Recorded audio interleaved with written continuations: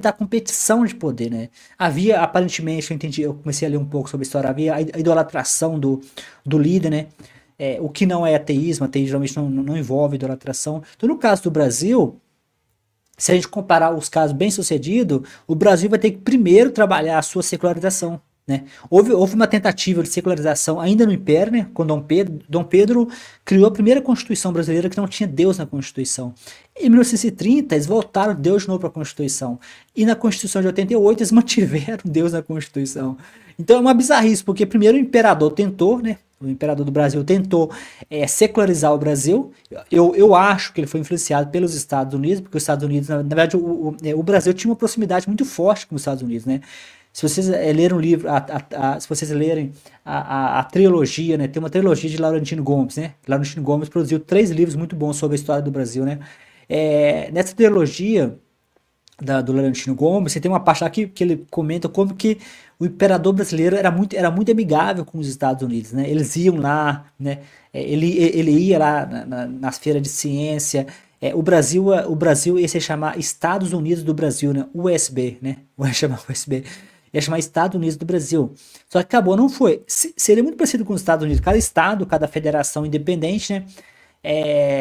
Então você vê que já havia uma proximidade. Então, muito provavelmente, Dom Pedro se inspirou, né, nos Estados Unidos, né? Que os Estados Unidos fez uma separação de Estado, né? Os Estados Unidos fez uma separação de Estado, igreja bem forte, né? Ou seja, apesar dos americanos ter toda aquela barulhada dos evangélicos americanos, Donald Trump, aí agora ele criou a lei tipo, supostamente existe um viés anticristão, né? Que besteira, isso não existe o viés anticristão. Mas os Estados Unidos é um país secular, né? Ou seja, na Constituição, nas leis. Já o Brasil não é laico nem na Constituição, né? O Brasil só é laico assim, é só uma palavrinha que fala que o Brasil é laico. Mas na prática, a Constituição não é laica, espaços públicos têm símbolos religiosos, as escolas têm um viés cristão, como se o cristianismo tivesse uma espécie de moralidade superior, e como se sem o cristianismo, as crianças serão pessoas horríveis, maconheiras, drogadas, que vão matar as pessoas, o que é mentirada do caralho, né?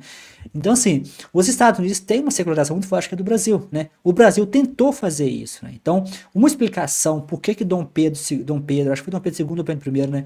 Tentou secularizar, preciso conferir depois, mas foi Dom Pedro que tentou secularizar o Brasil pela primeira vez criando uma Constituição que não tinha Deus na Constituição, não tinha igreja na Constituição. Não foi algo perfeito, mas já era um avanço para a época.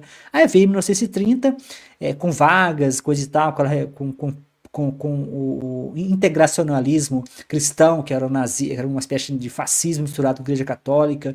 Aí veio, eles conseguiram fazer pressão e enfiou Deus de novo. 88, né? O Brasil também, por pressão religiosa de novo, manteve o negócio na Constituição. Então, o Brasil, se comparado com a Suécia, por exemplo, e nós temos uma postagem de blog sobre isso, acho que a postagem está em inglês, mas acho que tem uma em português também. Mas o Brasil, para chegar no pé da Suécia, ou Noruega, ou um desses países mais seculares, o Brasil tem um longo processo pela frente, né? E o que eu tenho visto, né? O que a gente não vê sinal nenhum de que isso vai acontecer, né? Tem alguns sinais positivos, né? Como, por exemplo, o sem religião, né? O censo de 2025, acho que 2022, né? Acho que é isso mesmo, mostrou que o sem religião está aumentando, né? Não somente está aumentando nos Estados Unidos, já foi detectado, mas também está aumentando no Brasil sem religião. Só que sem religião não é ateísmo. Sem religião geralmente são pessoas que se afastaram de uma religião organizada. Então, não dá para saber se eles são ateus, mas é uma boa notícia, né? O sem religião já é o primeiro passo, né? Acho que o sem religião é uma espécie de possibilidade que a pessoa vira ateia. E geralmente o sem religião não oferece muita ameaça para o ateísmo, porque as ameaças do ateísmo vêm de grupos evangélicos conservadores ou católicos conservadores, são grupos mais. Geralmente eles são evangélicos, mesmo pentecostais e não pentecostais, têm uma visão um pouco mais dogmática, né? Um pouco mais agarrada aos conceitos, né?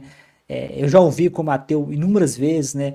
A história de Paulo, né? Eles gostam de contar a história de Paulo, ou seja, é uma diferença entre você ser ateu e ser Paulo. Paulo perseguia cristão, né?